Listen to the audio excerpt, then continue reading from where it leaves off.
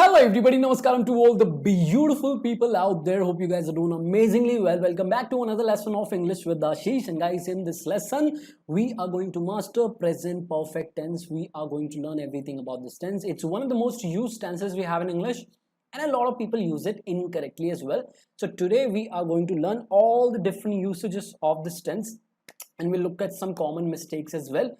I'm excited, super excited. I know you guys are too. Let's do it. So let's understand what is this tense about, what is present perfect tense about, why do we use it. See guys, the present perfect tense is used to talk about actions that occurred in the past. Here we talk about the actions that happened, that occurred in the past. But when the action happened is not important to us. Understand this, it's very important. Here the completion of the action is more important than when they occurred. Understand the difference. Here we're talking about actions that occurred, that happened in the past, but we're not talking about the time of those actions when they happened. The completion is more important to us. The status of the action is more important to us, right? We can never talk about the time of the action.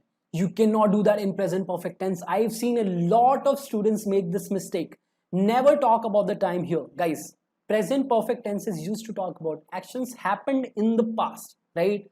But the completion of the action is more important to us. The completion is relevant in the present, and that's why we use present perfect tense, and we never talk about the time of the action when the action occurred, right? Look at this timeline. On this timeline we talk about 3 times, okay? Past, present and future. So if we're using present perfect tense, we'll be talking about some actions that happened in the past, maybe here. But when the action happened is not important to us. We're interested in the completion of the action, in the status of the action, right? It is still relevant in the present. The result of the action is important to us, is important in the present. And that's exactly why we use present perfect tense. Now, if we simply wanted to talk about the actions that happened in the past and when they happened, we would simply use past simple tense, right? Past indefinite tense. We would not use present perfect tense. We're using this tense because the completion of those actions occurred in the past is important, is relevant in the present. That is why it is present perfect tense, because the action is completed, but it's present because the result is relevant, is important in the present. Getting the point? We'll take some examples and understand this. Don't worry, it's very simple. All right. Example number 1. She has finally asked me out. She has finally asked me out. I am interested in the result. Obviously, this action must have taken place in the past at some point of time, right? It must have happened in the past at some point of time, but we are not interested in that. We are interested in the result, in the completion of the action. She has finally asked me out. This action has finally been done, and this is what matters to me, right? And that's why the sentence is in present perfect tense. If I simply wanted to talk about the time and the action, I would simply use simple past tense. She asked me out last night. She asked me out yesterday, something like that. But that's not important to us. When it happened is not important to us. It has been done, it has been completed is important to us. All right. Second example. I've been to London twice. I have been to London twice.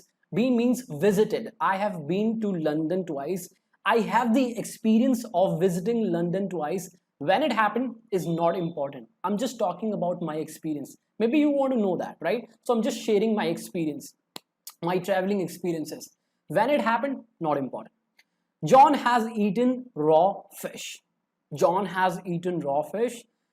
John is talking about something that he has done. Just sharing his experience when this action took place is not important.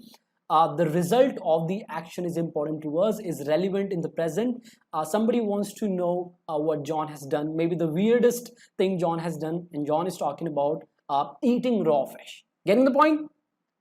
He hasn't kissed a girl yet, has not kissed a girl yet. So this is a negative sentence, all right?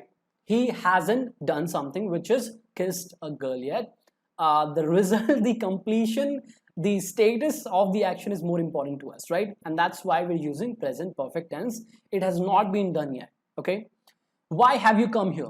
This is a question, right? Why have you come here? We are interested in the status of the action, in the completion of the action, right? So all these sentences are in present perfect tense. Now, before we look at all the different situations where we use present perfect tense, let's understand the structure first. Let's understand how to make sentences in present perfect tense. Okay, it's very simple, guys.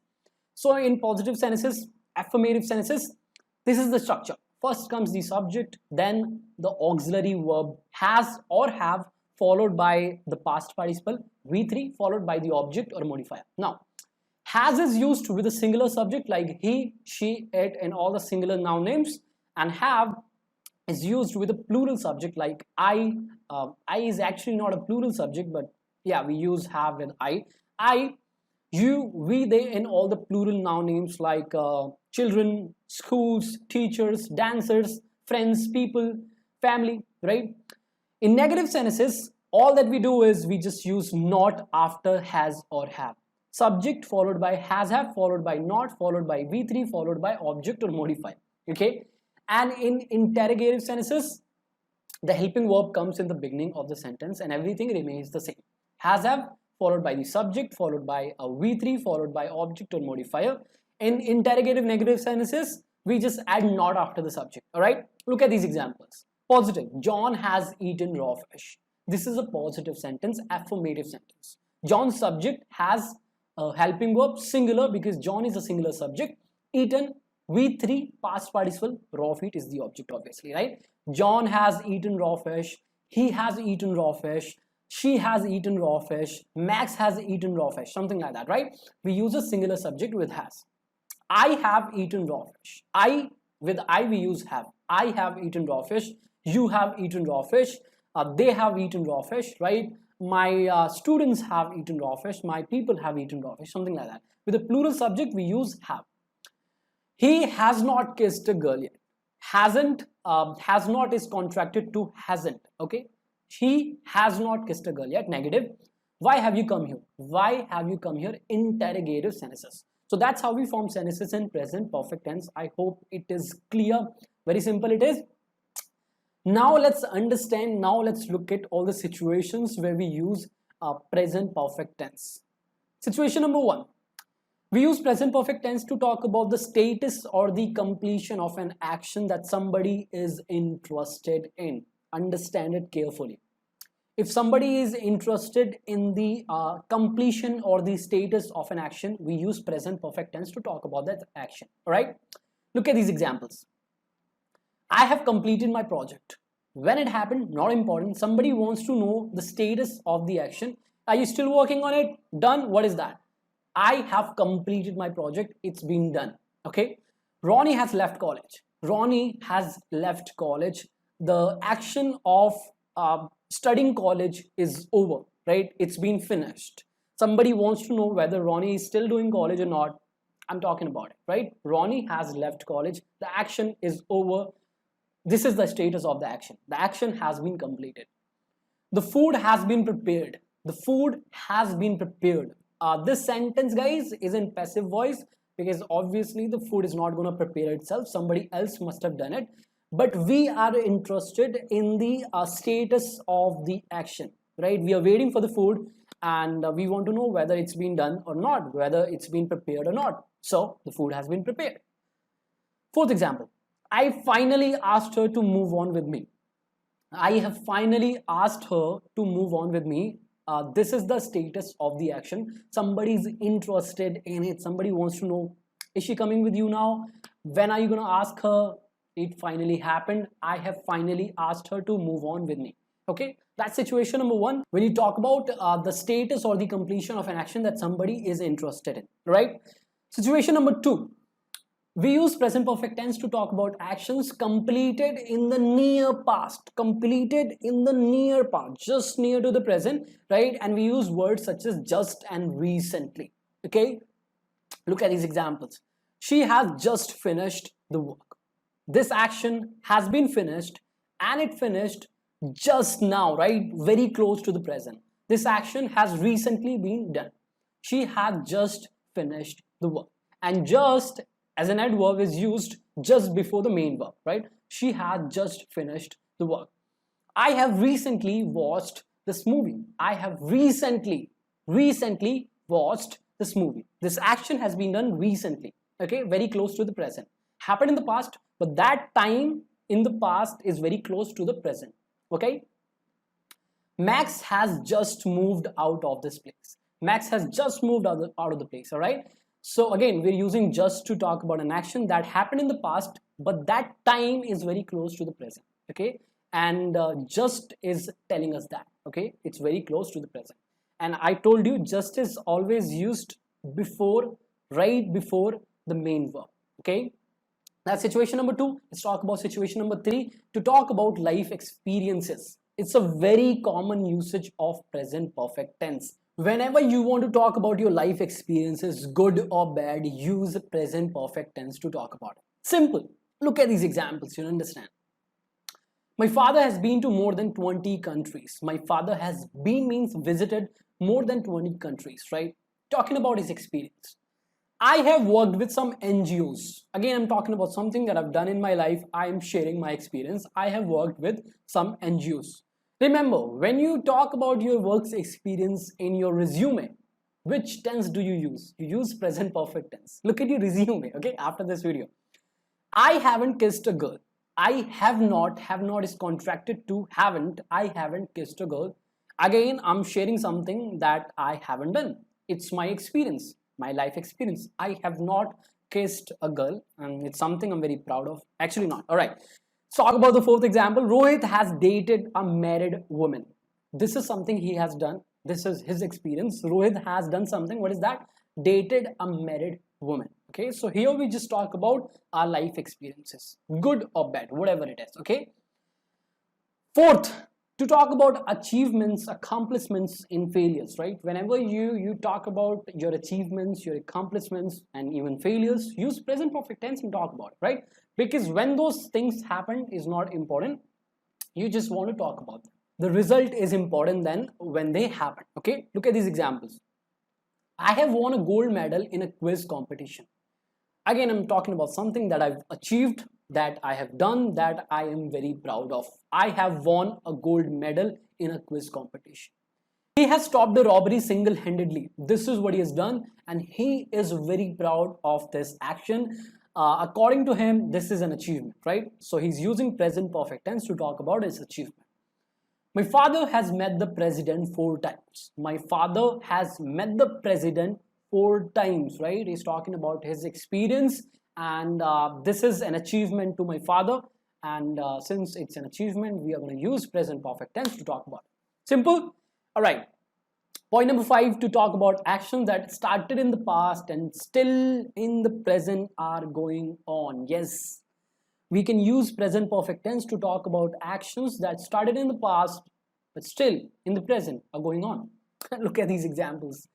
She has lived here since 1990. Right, that's a situation. This situation started in 1990 in the past, and it is still going on in the present, and probably is going to continue in the future as well. He has had a crush on you for years, right? So we're not using a specific time duration using for. We're saying 4 years. 4 years means many years. This action, this state of having a crush on you has been continuing for years, right? It must have started somewhere in the past, but we're not interested in that time. Okay. Ron has been ill for a week. Ron has been ill. This is a particular situation, and this has been going on for a week, right? I have always enjoyed your company. I have always enjoyed your company. I enjoyed your company in the past as well, and I still enjoy your company in the present as well, right? So use for to talk about a time period, to refer to a time period like months, days, hours, weeks, years, and use since to refer to a specific point of time in the past, right? The starting point of an action, like last night, yesterday, last week, last month, last year, 1980, 1990, right? So here when you talk about actions that started in the past and still in the present are going on, you're going to use for or since. Use for to talk about time duration, and use since to refer to a particular time, all right, to refer to the starting point of the action. Okay, that's usage number 5. Usage number 6, the last usage, which is to refer to unfinished time. Yes, you heard me right. We can also use present perfect tense to talk about unfinished time, to talk about actions that happened in the past in relation to unfinished time. Now, before we understand unfinished time, let's understand finished time. Finished time means the time that's been finished, that's in the past, like yesterday, last night, last week, last month, last year, 1999, right? So all these times are in the past, they're done, finished time. Now, unfinished time is a time that is still going on in the present, like today, this week, this month, this year, right? So all these times are still going on in the present, they're not done, right? So when we talk about actions, completed actions in relation to unfinished time, we always use present perfect tense. We never use simple past tense, okay? Look at these examples. I have seen you twice today. I have seen you 2 times today. Today is not over and I might still see you again. All right, this action might again happen. We have gone shopping twice this week. We have gone shopping 2 times this week. This week is unfinished time, right? It's still going on and we might again go shopping. Okay, we don't know. This month I've been to my uncle's twice. This month I have been to visited my uncle's, means my uncle's place twice, 2 times, right? This month is not over and we still might go to our uncle's, right? It might again happen. So again, all these words today, this week, this month are unfinished time words, and we're talking about actions in relation to unfinished time words, and that's why we're using present perfect tense. Okay, now one more important thing. Look at these 2 examples. Look at these 2 sentences. He has gone to Mumbai. He has been to Mumbai. Now what is the difference? Is there any difference between these 2 sentences? Yes, there is. When you say he has gone to Mumbai, it means he has done the action of going to Mumbai and he is still there, he hasn't come back.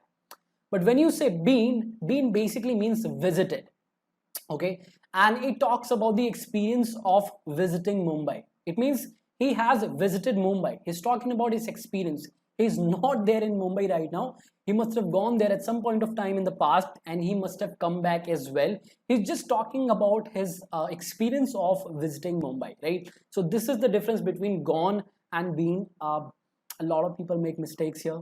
I hope you will not make it. All right, so this was the lesson, guys. I hope now you know how to use present perfect tense. Actions happened in the past, but when they happen, not important. The result, the status of the action is important in the present, is relevant in the present, and that's why we're using present perfect tense. Present, because the result is important, is still relevant in the present. All right, so that's all about today's lesson, guys. I hope you enjoyed the lesson. I hope you learned a lot today. If you did, hit the like button. If you're new to the channel, make sure you subscribe to the channel, share it with your friends, and if you have any questions, let me know in the comment section below. You can check out my post on englishwithashish.com. I'll give you the link in the description and in the comment section as well. And I'll see you guys very soon. Till then, keep learning, have fun. I love you all. You know this. I'm out.